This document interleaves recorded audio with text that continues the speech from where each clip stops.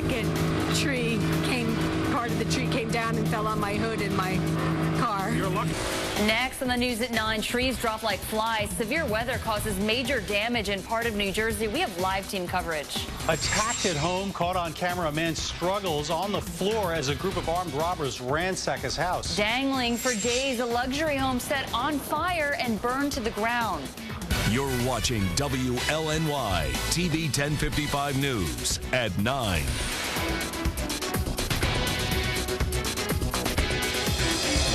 Good evening, I'm Alice Gaynor. And I'm Dick Brennan. Welcome to the news at 9. Wild winds, down trees, and downpours. Severe storms cause chaos in parts of our area. Right now, a flash flood watch is in effect throughout much of the tri-state area. Take a look at this video. The dangerous storm toppled several trees in parts of New Jersey. This particular tree uprooted in Midland Park and fell onto a road. We have live team coverage on the storm. Let's begin with Lonnie Quinn in the Weather Center. Lonnie.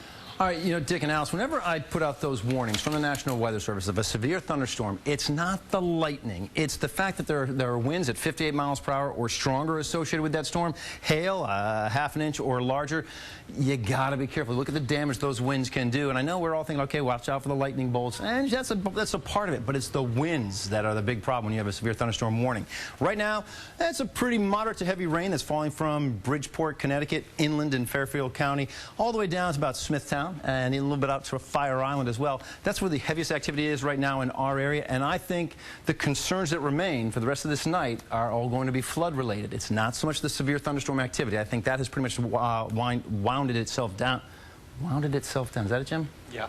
It's not out there anymore. Here's what I see out there right now. Flash flood warning for basically a good chunk of our area. Excuse me, a flash flood watch. So really, that's telling me the heaviest downpours are finished as well. And when I take a look at the big picture, this is the storm that rumbled through with the damage that Dick and Alice were just talking about, all those trees that came down in portions of New Jersey. And I know you see another line back here. It looks pretty menacing as well. And certainly, shortly making its way into Sullivan County, even into Sussex County, there are going to be some thunderstorms, certainly some heavy downpours, but overall, this second batch of rain, right here where my hand is tracing, that is going to get weaker now that we're into the 9 o'clock hour and there's just no heat generated out there, and as that gets closer to the water, it's going to fade away. Not all of it fades away. It's going to get weaker, though. So my forecast looks like this. Tonight, still an evening rumble out there, but then things will start to quiet down during your overnight hours. I timed out that last second line of storms.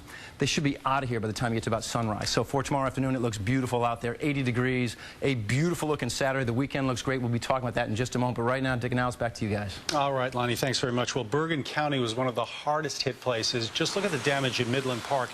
Down tree limbs, snap wires, and they're blocking traffic. TV 1055's Lou Young joins us from the scene with more. Lou, how's it looking? Well, it lasted about 8 minutes from soup to nuts until it finally wound down and packed quite a punch here in this part of Bergen County. The big maple trees seemed especially vulnerable to the sudden winds. The downed tree crews were already at work when we rolled up behind the fast-moving storm in Midland Park, New Jersey. This woman had a tree land on the hood of her SUV. I was driving up the hill in the storm, and the first part of the tree fell right in front of me, and I was trying to back up, and in that split second, the second part of the tree came down and fell on my hood. Like a little tornado. It was pretty intense. Around the corner, a larger tree pulled down power lines on Payne Avenue, crushing a utility pole in the process and putting much of the area in the dark. And all of a sudden, I saw the lightning hit, and the wires lit up, and the tree came down. This tree is 62 years old. A fast-moving surprise. Tonight it's flashlights and candles for the folks closest to the damage. No injuries, we're told, but not a great omen for the long, warm weather season ahead. I guess this is the official start of summer. Yes, it is. Hopefully it doesn't get too hot tonight.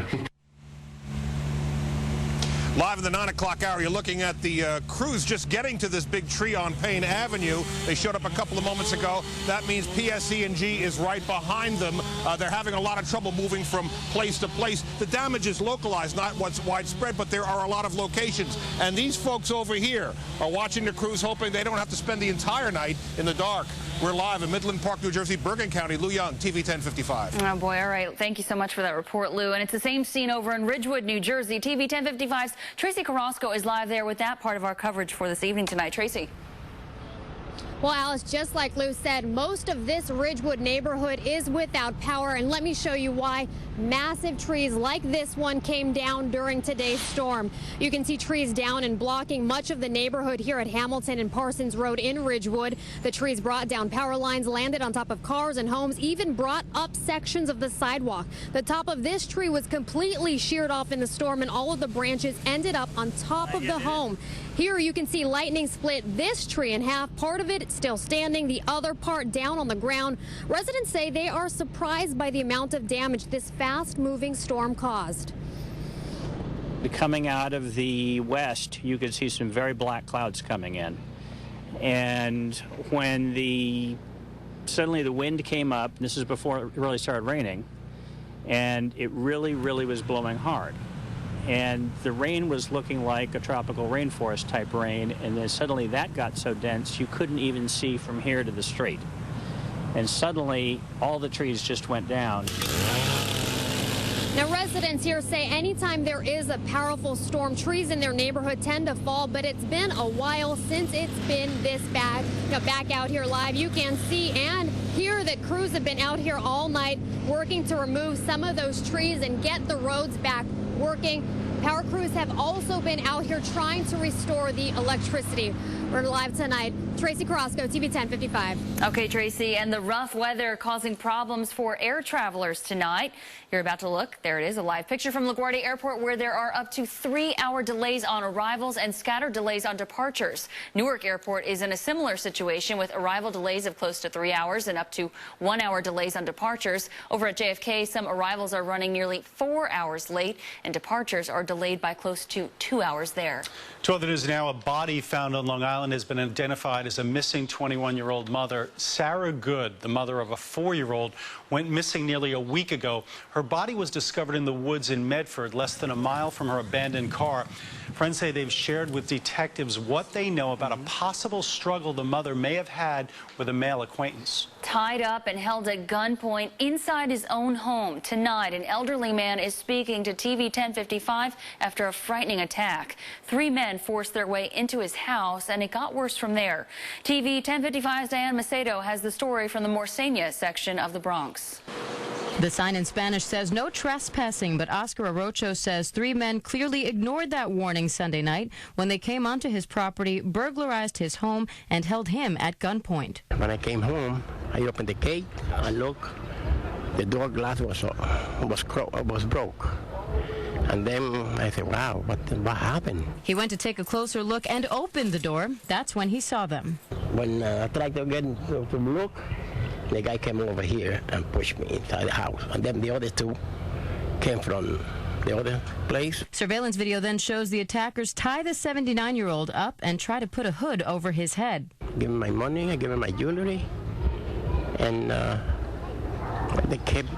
they wanted to search the house. But he says the heist was cut short when a friend of his coincidentally stopped by. When the attackers heard someone approaching, they fled. She saved my life, let's put it this way, because who knows what happened if she didn't come. His neighbors say they're especially surprised that this happened in a house with so much security and on a relatively quiet street. I thought that you guys were here to film the chickens because he had so many chickens, and to find out what happened, it startled me. I'm very surprised about that. I'm very disappointed too, because he is a very nice, friendly guy. Police say the thieves made off with $500 and jewelry, but Arocho says there is one saving grace. I'm happy because I had the camera, and then sooner or later they're gonna get him. They could have killed me. Police are asking for the public's help to find the burglars, and Arocho says he has faith they will.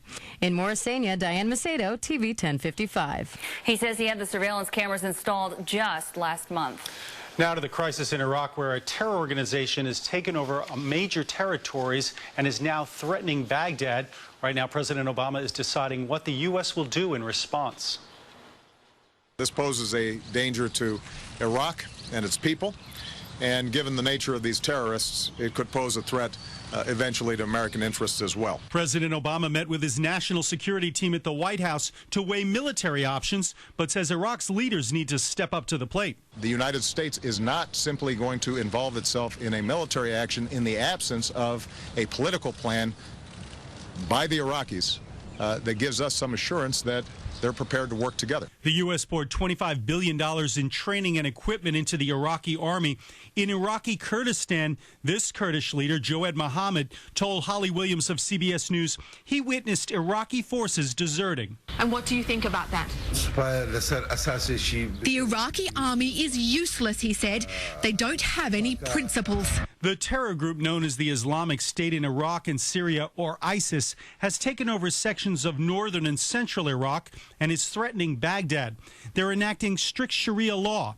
Its fighters have executed Shiite Muslim civilians on sight, declaring them infidels.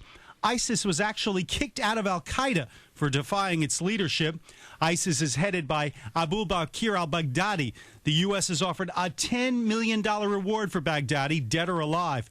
In northern Iraq, many consider ISIS the lesser of two evils.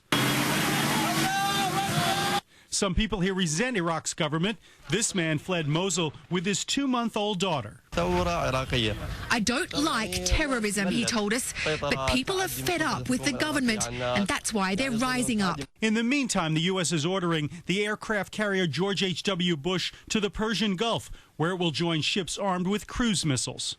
The president says he'll spend the next couple of days weighing U.S. options. Many Republican lawmakers say it's long past time for the president to have a plan to deal with a crisis that's been building. Israeli soldiers are searching the West Bank for 3 missing teenagers feared abducted by Palestinian militants. Police received a call from one of the teens saying they had been kidnapped. One teenager is a U.S. citizen. All 3 are from West Bank settlements. Israeli Prime Minister Benjamin Netanyahu blamed the Palestinian Authority for the disappearance, saying he holds the government responsible for the teenagers' safety. Army Sergeant Bowe Bergdahl is back in the U.S. after 5 years as a Taliban hostage.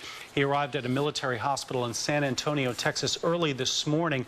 Officials say he looked good and saluted his superior officers. Bergdahl was freed almost 2 weeks ago in a controversial exchange for 5 Taliban prisoners at Guantanamo Bay. He still hasn't spoken to his parents, but his family released a statement saying they're overjoyed he's back in the U.S. Military officials talked about the next steps in his recovery. During his stay here, Sergeant Bergdahl will participate in reintegration, a process that will aim to equip Sergeant Bergdahl with the necessary tools to regain appropriate levels of physical and emotional stability. Bergdahl will be given a lawyer while the Army investigates allegations he deserted his post. They're determining if he should be prosecuted. Coming up in flames, a luxury home set on fire intentionally. For the first time, hear from the owners of the house.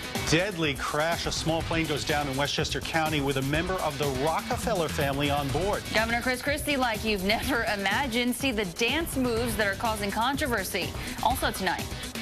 You have to work for everything that you want. Nothing is given to you. Twin sisters graduate at the head of the class, their inspirational story of overcoming the odds. And coming up tonight at 11 on our sister station, CBS 2, big changes in Brooklyn over the last few years and more people and businesses move to the borough. CBS 2 with the ups and potential downs of the evolution. Take a look at this. Flares and gas were used to torch a luxury home that was about to fall off a cliff in central Texas. Rock underneath the house started eroding, and the experts said it was just a matter of time until the home tumbled into the lake below. The homeowners say the decision to destroy the place was simply heartbreaking. It's really tough.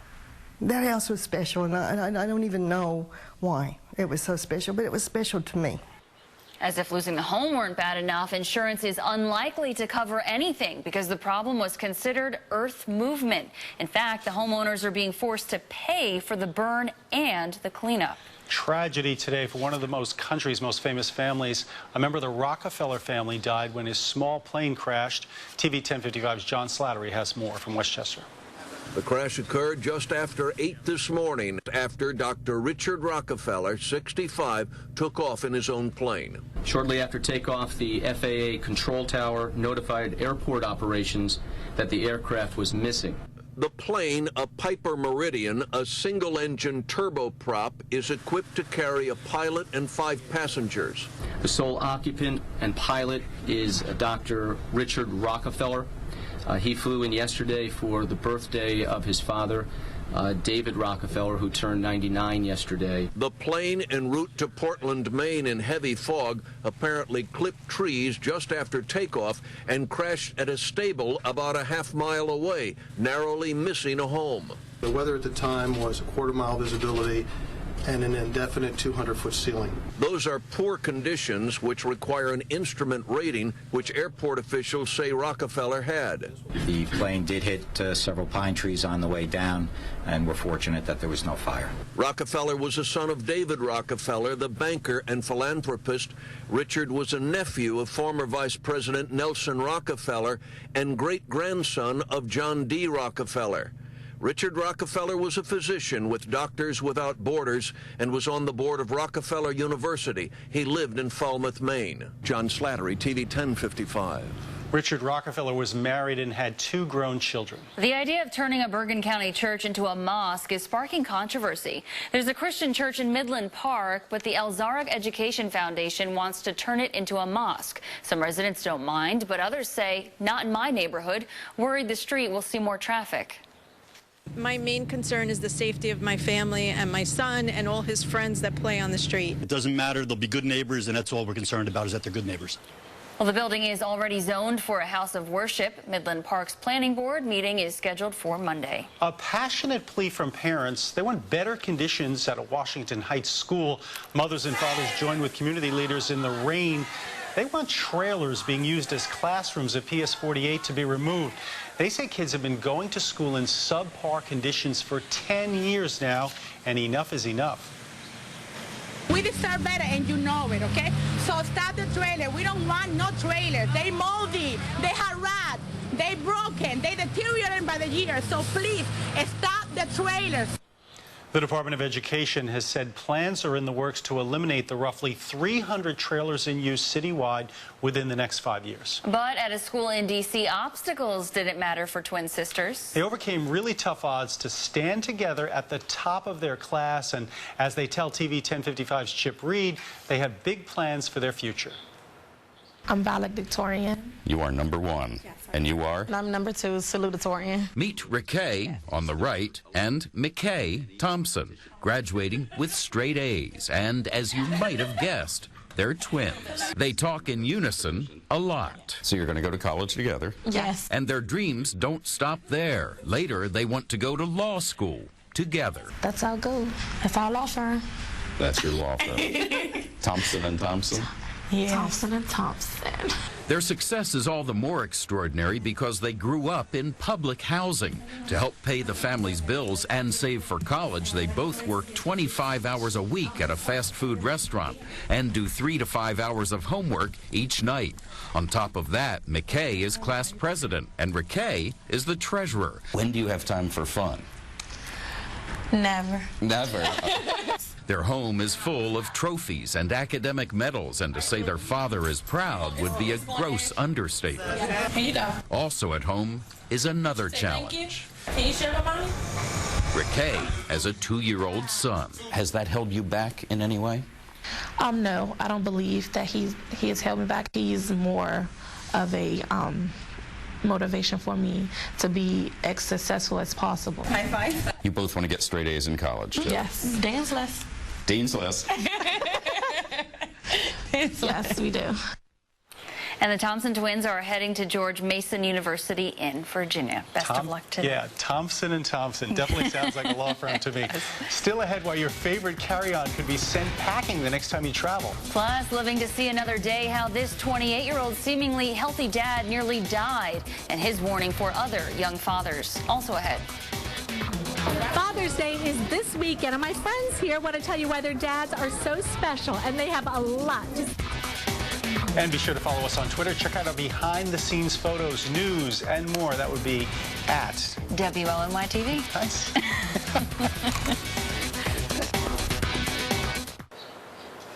Well, Dick Brennan, think you're going to be getting any new neckties this weekend? Father's Day. Good possibility. Well, you can never have too many ties when you're a news anchor. Good point. Right? But I'd welcome a surprise gift, maybe. Are you hinting at something? Your daughter's watching? Cara Grace. Fair enough. TV 1055 Cindy Hsu spoke to some kids today about what they'll be giving their fathers and what their dads mean to them. There's nothing better than finding out why kids love their dads. He lets me go on his shoulders. And what does it feel like when you're up there? I can see the whole world. Nikki has a sporty dad. He learns me how to play tennis, buys me stuff even though I'm not supposed to have it. Ooh, like what? Candy. Marianne's father likes to paint and play. My dad likes toys. Really? What kind of toys? Others wanted to talk about what their dads look like. He looks like me. Oh, like a big version of you? Yeah. So he must be very handsome. Yeah. He has a long beard, very curly, has no hair. As far as Father's Day presents, Madeline would only talk with me if she could hold her dad's hand, and told me, I'm gonna make him something when I get home. But no specifics. I don't want to tell you because my dad might hear it. Next, I met the Casey twins. How old are you? 5. You're 5? Yep. And here's their plan for Father's Day. Do Legos and play. Giving a surprise. Oh, it's a surprise? It's a secret. It's a secret? If you whisper it in my ear, come here, tell me. And of course, I have to keep it. But others were ready to share what's in store for Dad. A card. And what does the card say? I love you. 3-year-old Dakota says her dad is getting ice cream for Father's Day, along with... Give him a hug and a kiss. That is so nice. Can I get a hug? That's why I love my job. On the Upper West Side, Cindy Hsu, TV 1055. So cute. Do macaroni necklaces still work? I don't know, but anything works on those kids. That was the cutest bunch of kids. Adorable. One after I'm another. sure your daughters, they're such thoughtful young women. They are very thoughtful young women. Good I'll get a girls. tie. No, I don't know. We'll see. But you can use them. Well, yeah, like I said, they're useful. the life of the anchorman, you know? And the weatherman, too. Lonnie's here. Lonnie, you expecting any ties? Dickie boy, no, I'll be getting you a pair of cufflinks. Okay, you already did. Yes. You already did. The backstory, folks, is that Dick Brennan had to borrow Lonnie's cufflinks. All right. So there you go. There we have it, guys. What I've got for you, not cufflinks. I've got a better looking forecast than what you've dealt with today. I'll be more specific coming up in just a bit. Hey, Governor Christie hitting up the late night circuit again, but this time he is busting a move. Why some people are calling his act offensive. And soccer stars turning up the heat on and off the field. Alice introduces you to the players. Oh, that's right, personally. Yeah. And today in history, in 1990, Nelson and Winnie Mandela are welcomed into New York City. The visit coincided with the beginning of the end of apartheid in South Africa. You're watching WLNY TV 1055 News at 9.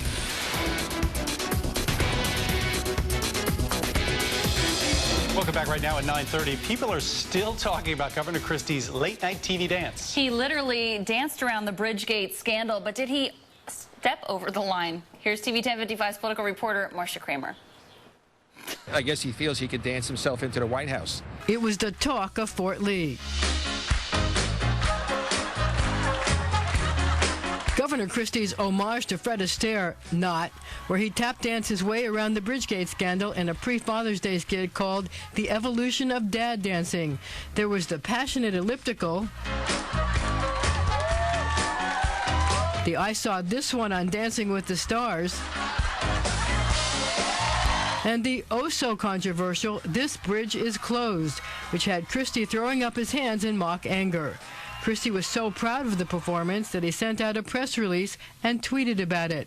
At Jimmy Fallon, rule 1 of being a dad, embarrass your kids. Done and done. Pundits say it was Christie's way of turning a page on the painful episode last year where some of his aides engineered lane closures on the George Washington Bridge to punish Fort Lee Mayor Mark Sokolich for not endorsing him. I contacted the mayor about Christie's dance-a-thon. He's not allowed to talk about the incident right now, but the good people of Fort Lee had plenty to say. The lane closure is still fresh in their minds nearly 9 months later. Is that for real? Yeah. He was on TV last night doing it. Let's see if he's dancing when it comes election time. Many Fort Lee residents had seen bits of the performance. I showed them the entire thing. Oh, no, it's terrible. I don't like that at all. I really don't. And I'm sorry, Governor Christie, but I loved you so much in the past, but right now I don't think I do. Does it make it go away? It makes it a little better. I think he's sort of not making fun of himself, but being that he's doing it in his weight, I think he has a good sense of humor. Will it help him? No. Is he a good dancer? Him? Well, Christie clearly thinks his performance was all in good fun. There are two people who probably don't. The mayor of Fort Lee and the U.S. attorney who is still investigating. In Fort Lee at the GWB, I'm Marcia Kramer, TV 1055. Now, members of the Christie camp reject any suggestion the video could haunt him if he decides to run for president. Well, from the Christie controversy to Donald Trump drama, the billionaire's name is plastered on buildings all over New York, but in Chicago, they're not having it. The final letter of Trump's name was hoisted into place today on the side of his 98-story skyscraper. It's the city's second tallest building. The letters are 20 feet tall. While Trump had city council approval for his giant name, many in Chicago, including the mayor, think it's an eyesore. It's really architecturally a very tasteful building, and they built it at a time when Chicago was economically, during the Great Recession. On the other hand, I think the sign is architecturally not tasteful. It will become a very iconic sign. It's a very high quality, very beautiful sign that I think enhances the building greatly. Right. Well, Trump is promising a legal fight if anyone tries to make him take the sign down. If you're planning a trip, be careful about your carry-on. Some airlines are stepping up enforcement of sizing rules. That luggage that squeezed through in the past, well, you may now be forced to check it. Some say airlines have changed the rules, but the major carriers say they're just making sure rules are being followed. According to travel experts, the crackdown on carry-ons could be a financial move. Southwest and JetBlue, unlike Delta, American, and United, have much more generous allowances. It could be because they want to collect more bag fees. United says it's enforcing carry-on limits because of feedback from passengers. A special thank you to a World War II vet who risked it all in the D-Day invasion 70 years ago. Today he was given top state honors for his bravery on the Nazi-held beaches. TV 1055's Richard Rose has more in this Long Island report. Congratulating Walter Bloom. Applause from other veterans filled the senior center in Great Neck. Warm honors for 88-year-old Walter Blum, inducted today into a State Veterans Hall of Fame. On June 6, 1944, Blum managed to survive the horrors of Utah Beach in France, clearing the way for others. And our job was to get rid of the minefields that the Germans had placed in the water at the beach. What made you keep going forward? There was no other place to go. If you went backwards, you would drown. If you're going forward, you were in shallow water. The motivation was you had a job to do. I was a navigator on a B-24. Fellow D-Day veteran Mel Goldberg flew on the bombers, providing air cover for Walter Blum and the other troops storming the beaches. He still cannot forget what he saw that day. Well, we flew over it, and it was absolutely an amazing sight to see all the ships sunk in the water, all the bodies on the beach, and for them to climb those cliffs and get up there was absolutely an incredible feat. Walter Blum was twice wounded but fought on till the end of the war. His longtime girlfriend says the state honors are long overdue. What do you think to see him honored as a World War II hero? I love it. I love it. It's marvelous. He deserves it. He's always helping people, and he's just a good person. After the war, Blum used the GI Bill to go to school and become a successful architect. But he says this 70th anniversary of D-Day, like everyone before it, remains bittersweet. There was a certain pride that we had in winning that war, and a certain regret and sorrow for those that didn't make it back to the States. Now Walter Blum says he just prays for peace. In Great Neck, Richard Rose, TV 1055. It was a big day for some special dogs. Bagpipes played in Grand Central Terminal as 19 police dogs graduated from their MTA explosives detection and anti-terrorism training. The dogs will patrol Long Island Railroad, Metro North, and the Staten Island Railway. They will search for unattended or suspicious packages. There are 50 canine officers that currently patrol MTA stations. Their lead trainer said the dogs went through rigorous training. We went through snow, sleet, rain, heat, everything. These guys worked very hard. They did an excellent job. The canine officers have been named after military and police officers who lost their lives in the line of duty. Well, coming up, a hidden danger lurking next door. Homes abandoned since Superstorm Sandy are posing a potential health risk tonight. One lawmaker takes action. And a warning for men. Too much of certain kinds of meat could hurt your heart. And the serving size may surprise you.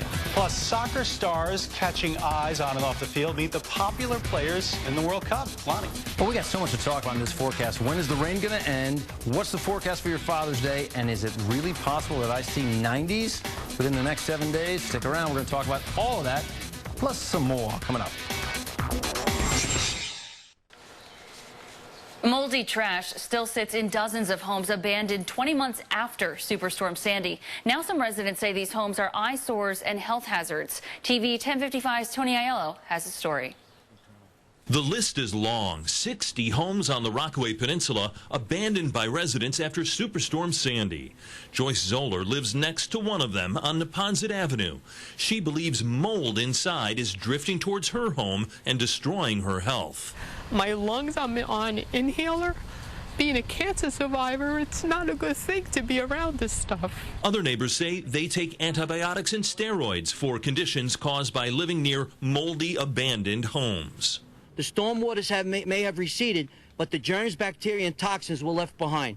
Whoever owns property in this type of condition must be held responsible. In many cases, the abandoned homes are now the responsibility of banks, including HSBC, that held the mortgage. Here in Belle Harbor, Wells Fargo Bank owns this Sandy abandoned home. It sold for almost $1 million just 8 years ago. Garbage is piling up on the porch. A peek through the boarded-up window shows rotting floorboards inside. Now residents are joining with a local assemblyman to push for changes. One proposal would make banks responsible for maintaining vacant properties after just 3 months of non-payment, instead of much later in the foreclosure process. Another would ease city agencies' access to abandoned properties. They've all put notices on the front door, but that's where their jurisdiction ends. This legislation would give them the ability to go into the homes, clean them up, and bill the bank. Residents want these reminders of the storm gone. In Neponset, Queens, Tony Aiello, TV 1055. Well, we asked HSBC about the house on Neponset Avenue. A spokesperson would only say the bank is looking into it. If you want to show your dad just how much you care on Father's Day, you may want to grill steaks instead of hot dogs. A new study finds men who eat 2.5 ounces of processed red meat every day have a 28% higher risk of heart attack. That amount measures out to be just 2 or 3 slices of deli ham. The source of the risk could be sodium, nitrates, phosphates, or other additives, but the researchers say they just don't know. While heart disease is the #1 killer for men, strokes are the 4th leading cause of death. A Port Washington man suffered one at just 28 years old this year, and doctors say his quick thinking saved his own life. TV 1055's Alexis Christoforous has the story. No? I'm higher. You want higher? This Father's Day is very special for Robert Clift. It's the first one that I get to celebrate after having what I can only describe as a near miss. That near miss happened 2 months ago when the 28-year-old suffered a stroke during his bartending shift. I said, I think I'm suffering a stroke. I've got left side, I can't feel my arm, I can't feel my leg, my face is numb. Robert's CPR training helped him recognize the warning signs. He told his manager to call 911 right away. Dr. Carolyn Brockington is Robert's neurologist. Part of the brain that didn't get enough blood flow. She says his quick thinking made all the difference in his recovery. In stroke, we say time is brain. We don't have a lot of time in order to make the diagnosis and give the appropriate treatment. Clot-busting medication must be given within 3 hours of a stroke to be effective.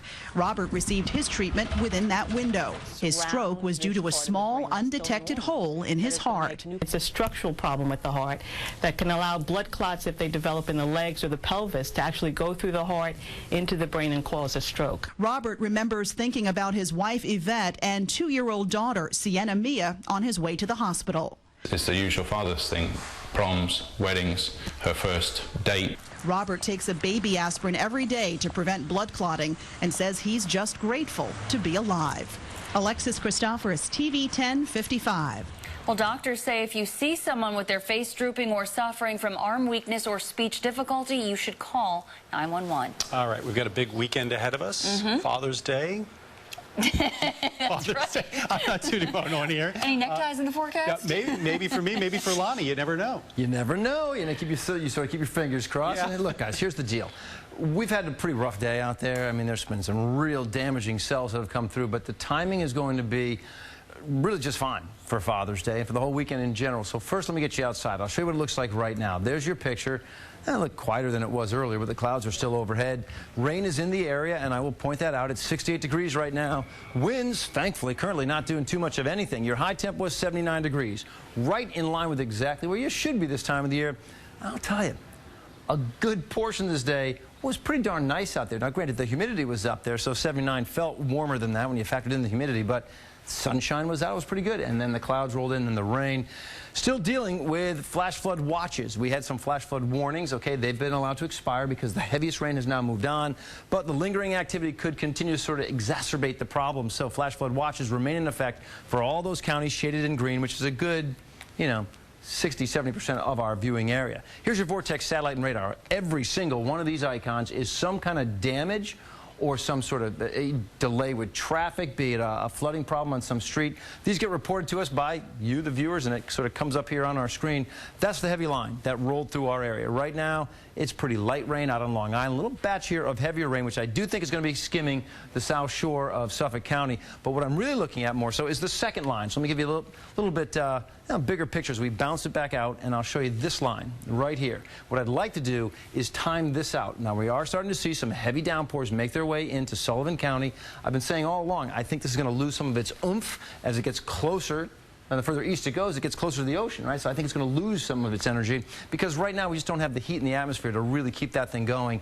Looks like in about 2 hours it gets to New York City, and it'll continue past that out to the island. I just don't think it's going to be all that heavy. I think it's going to be pretty light rain by that point in time. So now that you know that there's more rain out there, you probably want to know, well, when are we done with it all? And in order to do that, I'm going to do the same thing, but now I'm going to time the back edge of this whole system. I want to go way back here, okay? Because this will give you a definitive, man. You will know. When I tell you this time, in 9.5 hours, you are going to be not only done with the rain, because I'm talking the light activity. Now I'm looking at the beautiful air mass behind it. That's going to slide in here. You'll have a beautiful looking weekend. So here's what you should be expecting.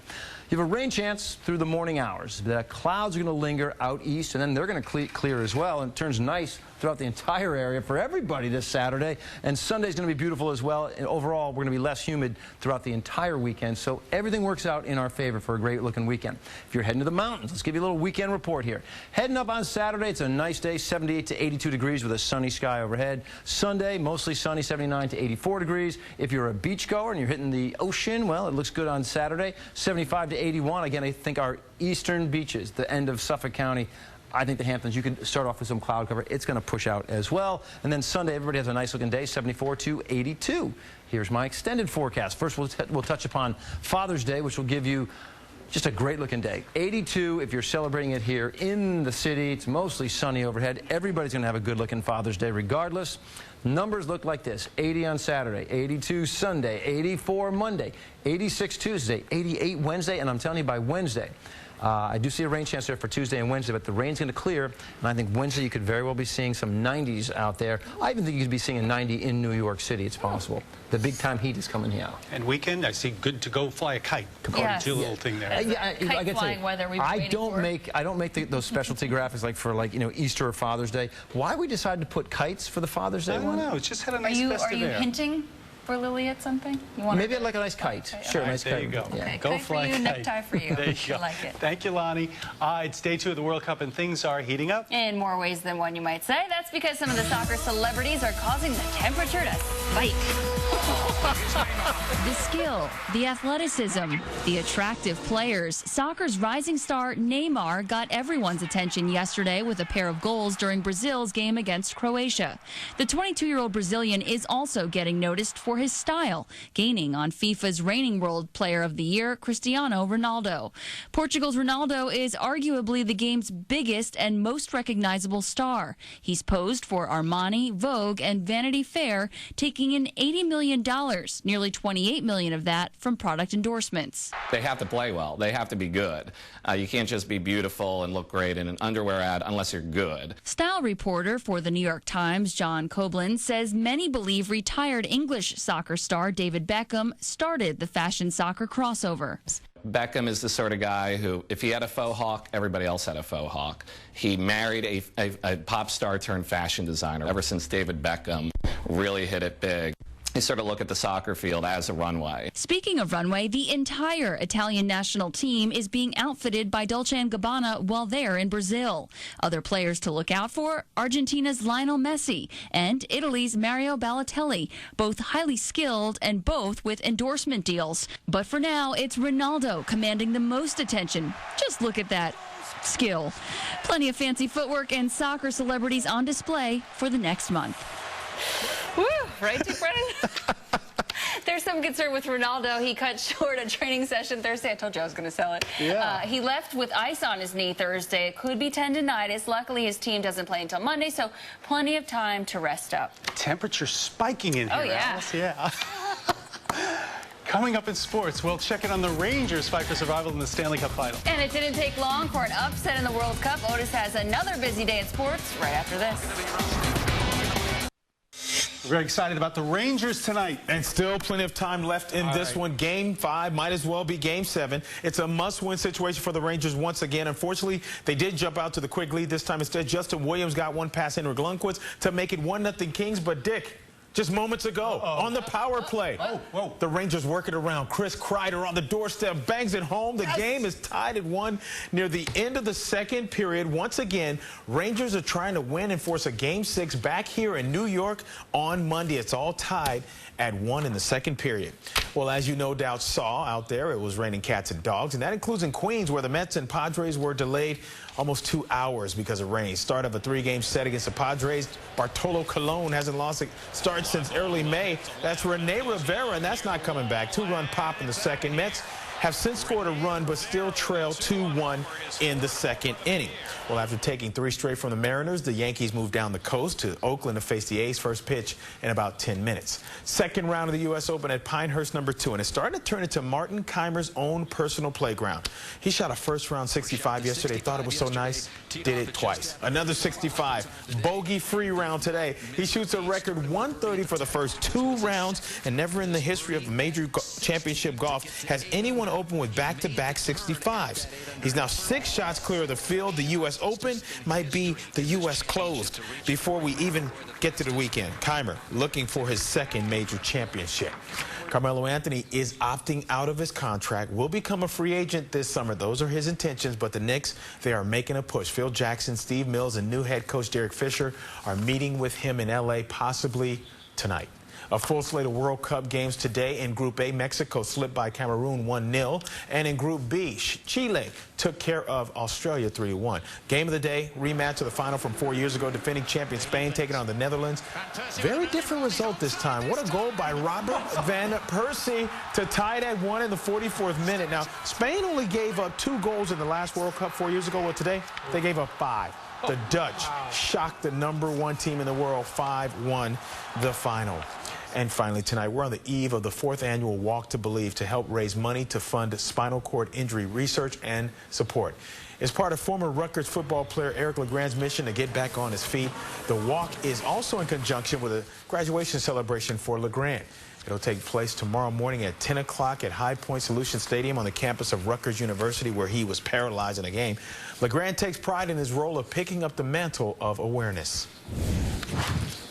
Once Christopher Reed passed away, which will be 10 years ago in October, you know, a lot of people didn't really understand or see spinal cord injuries out there now. I'm getting them back out into the public, and I believe it's my job. If I could share my story and just try to raise awareness and raise these funds so we can find a cure, then so be it. This is what my job is on earth.